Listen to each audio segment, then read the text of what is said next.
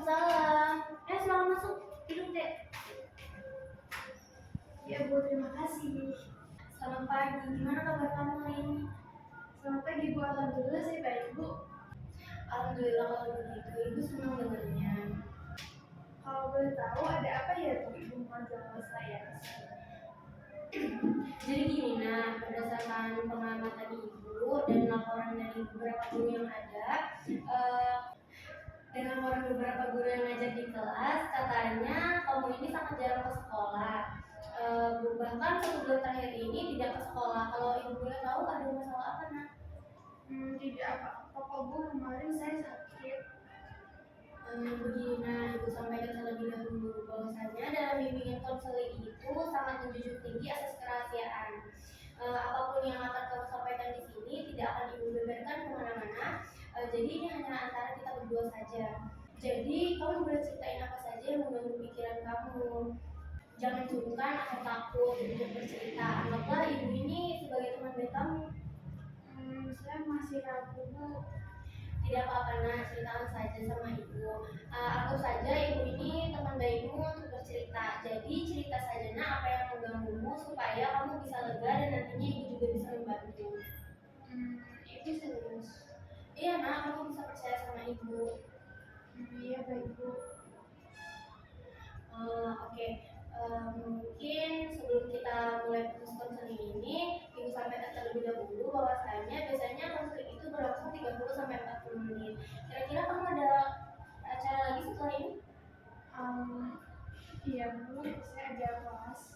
Oke, berarti kalau gitu kita cukupkan 30 menit saja ya untuk proses konseling kali ini. Iya Bu, saya setuju. Sebelum itu kita atur dulu posisi duduknya supaya nanti kamu merasa nyaman saat bercerita. Bagaimana? Apakah sekarang kamu udah nyaman posisi duduknya? Sudah Bu. Jadi gimana? Apakah kamu bisa menceritakan lebih lanjut terkait alasan kenapa kamu jarang datang ke sekolah akhir-akhir ini? Jadi begini Bu, sebenarnya saya merasa kurang nyaman dengan teman-teman kelas saya. Saya merasa tidak cocok dengan sifat-sifat teman saya yang seakan-akan tidak ada yang bergaul dengan saya. Dan mereka juga hanya mau berteman dengan status ekonomi yang sama dengan mereka Bu. Baik, terima kasih karena kamu sudah mau jujur dan bercerita kepada Ibu. Jadi kamu ini merasa kurang nyaman dan merasa tidak ada yang mau berteman dengan kamu di sekolah. Kamu juga merasa memiliki latar belakang ekonomi yang berbeda dengan teman-teman yang lainnya. Apakah masih ada alasan lain sehingga kamu jarang ke sekolah? Sebenarnya masih ada Bu. Saya selalu merasa sendiri di kelas dan seringkali ketika proses pembelajaran berlangsung, saat saya tidak melakukan pembelajaran dan saya tidak tahu harus bertanya pada siapa. Hal itulah yang membuat saya lebih memilih untuk tidur. Dari ketidakpahaman yang saya alami, saya jadi merasa salah jurusan sehingga minat untuk belajar saya semakin lama semakin kurang Bu. Ibu paham apa yang kamu rasakan. Bagaimana posisi kamu ketika merasa sendirian di keramaian dan bagaimana ketidakpahaman akan pembelajaran yang membuat motivasi belajar kamu ini berkurang sehingga membuat kamu jarang ke sekolah. Apakah kamu ini tidak pernah mencoba pendekatan kepada teman-teman kelasmu sebelumnya? Tidak Bu, karena saya malas berurusan dengan orang-orang dengan berbagai macam karakter. Saya juga takut akan penolakan dari teman-teman saya Bu. Oh begitu, jadi apakah kamu ingin terus-terusan berada di situasi yang seperti ini? Tentunya tidak Bu, saya juga ingin punya teman dan hidup seperti dengan anak-anak lainnya yang bisa berinteraksi dengan teman-teman saya Bu. Ibu senang dengan keinginan kamu. Jadi menurut kamu hal apa yang harus kamu ubah agar punya banyak teman seperti yang lainnya? Menurut saya Bu, saya harus mengubah pikiran-pikiran negatif saya tentang teman-teman saya. Saya juga harus positive thinking dan tidak harus menjudge teman saya dari tampilan luarnya. Oke, menurut kamu apakah ada hal lain lagi yang harus dilakukan? Menurut saya juga harus belajar untuk membuka diri terhadap teman-teman saya Bu dan tidak sungkan untuk meminta tolong. Oke, menurut Ibu itu merupakan suatu langkah yang baik. Mungkin kamu juga bisa mencoba membuka komunikasi dengan teman-temanmu, entah itu melalui percakapan ringan, mengajak mereka berbicara, atau bahkan mencoba bergabung dengan kegiatan ekstrakurikuler di sekolah. Ini bisa menjadi cara untuk membangun hubungan yang lebih baik dan memahami satu sama lain. Selain itu, ketika kamu merasa sendiri di kelas, kamu pernah mencoba mencari teman belajar atau berdiskusi dengan guru mengenai permasalahanmu dalam pertemanan ini? Tidak pernah, Bu. Mungkin kamu bisa memulai dengan berbicara kepada guru atau staf sekolah terlebih dahulu. Mereka mungkin bisa memberikan bantuan tambahan atau merencanakan waktu konsultasi khusus untuk membantu kamu memahami pelajaran. Jangan ragu untuk bertanya pada mereka, karena tugas mereka adalah membantu kamu berkembang secara akademis. Selain itu, kita bisa menjelajahi opsi pemilihan mata pelajaran atau program yang lebih sesuai dengan minat dan bakat kamu. Yang paling penting, ingatlah bahwa perubahan memerlukan waktu dan proses dalam perjalanan ini. Kamu tidak sendiri, Ibu akan selalu di sini untuk mendukungmu. Iya, Bu. Kalau begitu, kira-kira masih adakah yang ingin kamu sampaikan? Sepertinya sudah tidak ada, Bu. Oke, baik. Karena waktunya sudah lebih dari 30 menit, sebelumnya Ibu mau bertanya kembali terkait perasaan kamu setelah mengikuti proses konseling hari ini. Saya merasa sudah cukup lega, Bu, karena setidaknya saya sudah mengetahui apa yang harus saya lakukan untuk bisa menyesuaikan diri dengan lingkungan saya. Oke, kalau gitu sekarang kita evaluasi dulu ya. Apakah solusi terkait dengan yang kamu sampaikan tadi? Bagaimana kamu mengubah pikiran-pikiran negatif? Bagaimana kamu berpikiran positif? Tidak menilai teman-teman kamu dan tampilan luarnya juga tidak sungkan untuk meminta tolong. Apakah nantinya itu bisa diterapkan bersama teman kelas kamu? Menurut saya itu cara yang tepat, Bu, karena selama ini saya langsung mengambil kesimpulan dari tindakan teman saya. Saya juga terlalu menutup diri. Baik, Ibu senang karena kamu sudah menyadari dan sudah tahu apa yang harus kamu perbaiki. Semoga kedepannya kamu bisa beradaptasi dengan teman-teman kamu, bisa mulai terbuka dengan orang-orang di lingkungan sekitar kamu, dan bisa lebih rajin lagi untuk datang ke sekolahnya. Apakah ada lagi yang ingin kamu sampaikan? Ini itu saja, Bu. Oke, baik. Kalau begitu, mungkin kita akhiri pertemuan kita. Ibu harap dari pertemuan kita ini ada perkembangan dan perubahan dari kamu. Dan ingat ya, untuk datang kembali ke ruangan ini untuk berkonsultasi kepada Ibu mengenai masalah yang kamu alami. Ya, Bu, terima kasih banyak ya, Bu, sudah mendengarkan saya. Kalau begitu saya pamit ke kelas dulu ya, Bu. Oke, hati-hati ya, Nak. Iya, Assalamualaikum, Bu. Oke, baik. Dari proses konseling yang dilakukan oleh konselor dan juga konseling tadi, dapat saya komentari bahwa dalam melakukan attending, konselor telah mampu membangun hubungan secara baik, di mana konselor juga telah menempatkan empati, menempatkan rasa hormat, dan juga adanya kata-kata penerimaan, sehingga dalam kebutuhan dan tujuannya, konselor dan konseling ini telah melakukannya secara jelas dan konkret. Lalu konselor ini telah mengatur posisi duduk dengan konseling, dan juga dalam keterampilannya juga sudah ada keterampilan mengamati dan juga mendengarkan. Konselor telah mendengarkan secara penuh pada pembicaraan dalam urutan peristiwa yang terjadi. Lalu dalam merespon, konselor ini telah merespon isi, perasaan, dan makna. Dalam merespon isi, konselor telah mengurutkan berdasarkan urutan kepentingan konseling. Dalam merespon perasaan, konselor juga telah menemukan hal-hal yang terselubung dari konseling ini.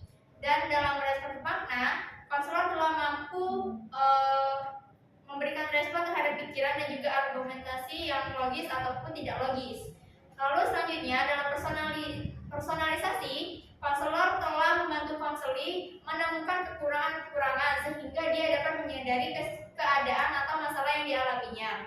Lalu dalam initiating, dalam menginisiasi kegiatan konseling, konselor telah merumuskan kegiatan sehingga mendapatkan langkah-langkah untuk menetapkan rencana pada pertemuan selanjutnya. Itu saja yang dapat saya sampaikan.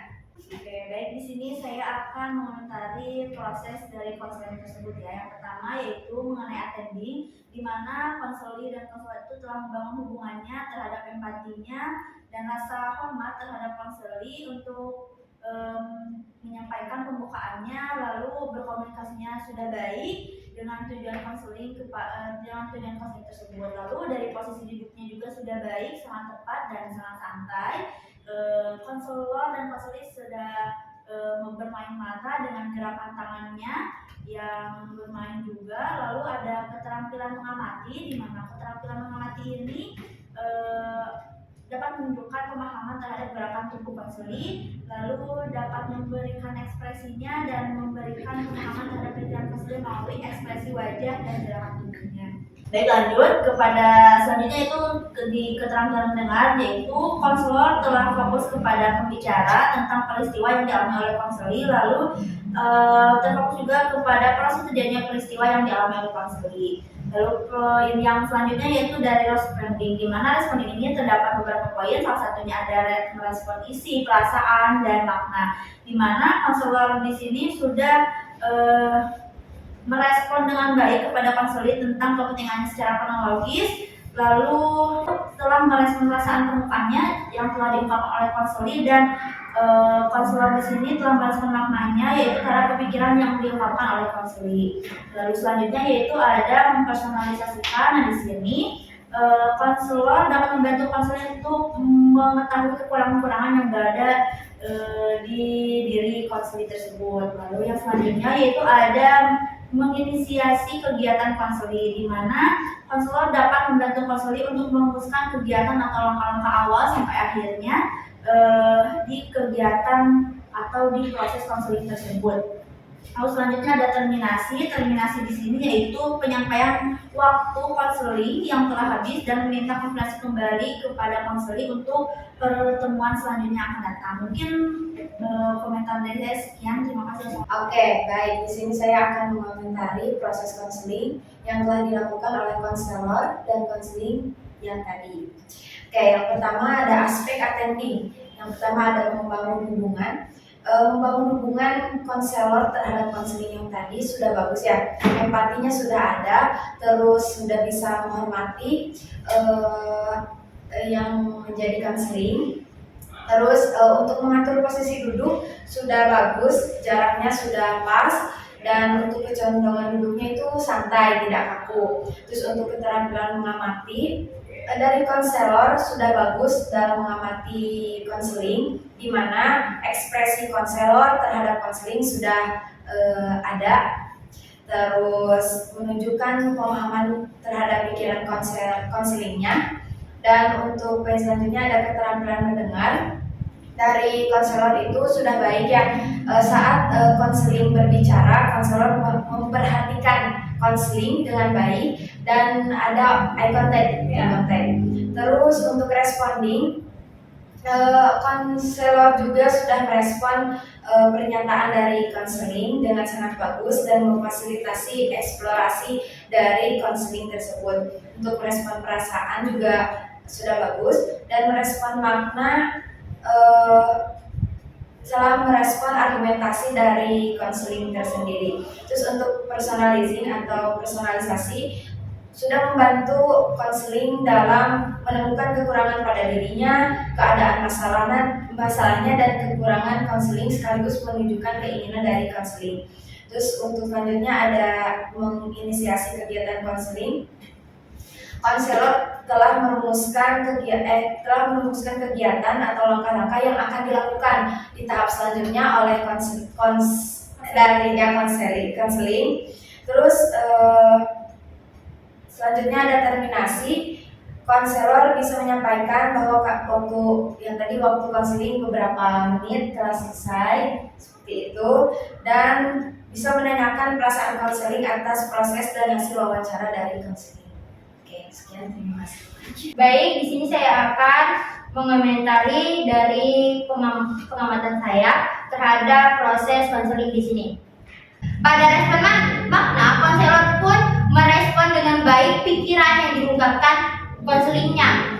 Dan pada personalisasi, konselor pun membantu memahami kekurangan-kekurangan yang ada pada diri konselingnya, membantu masalah yang dialami konselingnya. Terima kasih.